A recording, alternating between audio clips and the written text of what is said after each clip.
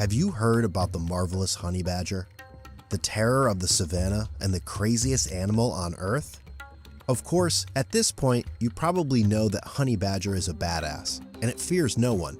But the full story of this fantastic animal is much more complicated. This is Wild Facts, and today we will look at every aspect of the life of the mysterious, dauntless, and absolutely mad fella called honey badger. We will learn about its habitat, its relationship with other members of the animal kingdom, and what is so special about it. So if you dare to unveil the cover of the secret life of honey badger, let's get started. Where did this fearless little creature come from? The Latin name of the honey badger, or ratel, is Viverra capensis, and our dear friend is the only member of its genus, Mellivora. In every aspect of its life, the honey badger would like to be different and unique. That's why it is biologically closer to weasels than other badgers. What a little rebel. The first known ancestors of ratels are dated back to 7 million years ago. The most recent discovery of the whole new species of honey badger's relatives, called Mellivora benfieldi, was made in 1978 and described in 2020. But the little honey badger we know and love today appeared on the evolution arena only somewhere between 5.4 and 2.3 million years ago. Hence, they witnessed the whole human history in front of their fearless eyes. Although all honey badgers are one species, these charming animals couldn't handle being all look alike. Nowadays, scientists determine 12 subspecies of honey badgers that mostly differ in size and color of the spine line, some of which can even be albino, but they are all one family, so they all love each other. Dear honey badger, or where does it live? Our little friends love warmer climates and mainly live in the western part of Asia, sub-Saharan Africa, and the Indian Peninsula. Although they love warm places where honey badgers can find an abundance of their favorite food, they actually can and live in various areas. They successfully adapt to surviving in forests and high cold mountains, so it is safe to say that if the little ratel wants to live somewhere, it will do it. These animals make their own homes, and almost anything can do the job. It can use old hollow trees, rock crevices, and even other animals' burrows to make a shelter. It all depends on the animal's personal trait.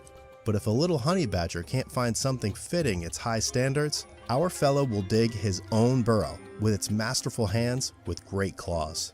Usually this burrow is pretty deep and long. Honey badgers can create a tunnel that is up to 5 feet, 1.5 meters deep, and about 9 feet, 3 meters long. This tunnel ends with a nice room where our friend can sleep and rest.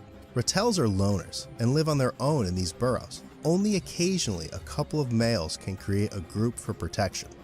However, most of the time, honey badgers enjoy the single life of bachelors and bachelorettes.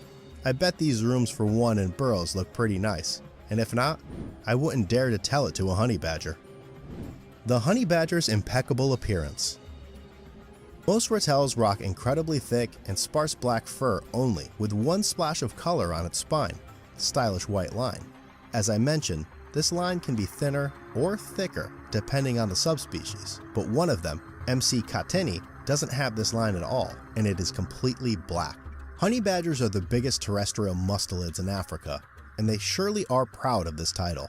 In Asia, ratels lose their special place to hog badgers, unfortunately. All honey badgers are long, with strong short legs with remarkable claws.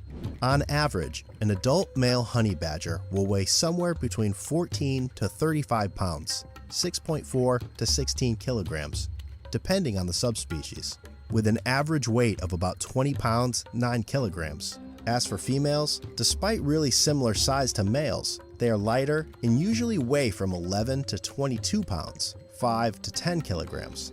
The smallest of them is the Indian badger, MC indica. Honey badgers are stocky animals, and on average, an adult ratel will be only about 11 inches tall in shoulder height, and its length varies drastically from 25 to 44 inches, 63.5 to 111.7 centimeters, with a tail depending on subspecies. Superpowers of the ratel. So let's move to the most exciting stuff, the superpowers this small animal possesses. The first will be its incredibly loose skin that can move freely and can make the Rattel's enemy's life absolutely miserable. The thickness of skin varies on the animal's body, and on the neck, it reaches 1/4 of an inch, 6 millimeters, and biting through it is really hard for animals that depend on this kind of attack. The second superpower of this awesome animal is that it can handle snake's poison really well, and it usually only knocks out a little guy and rarely kills it. And the bite itself happens pretty rarely too, because it is not so easy for a snake to bite in the thick Rattel's skin. The third superpower of this amazing fella is the ability to create a very smelly spray during a fight that disorients an attacker. This method is very similar to the skunk's protective smelly substance, and it gives a honey badger plenty of time to fight back. And the last thing is not exactly a superpower, but it is still cool.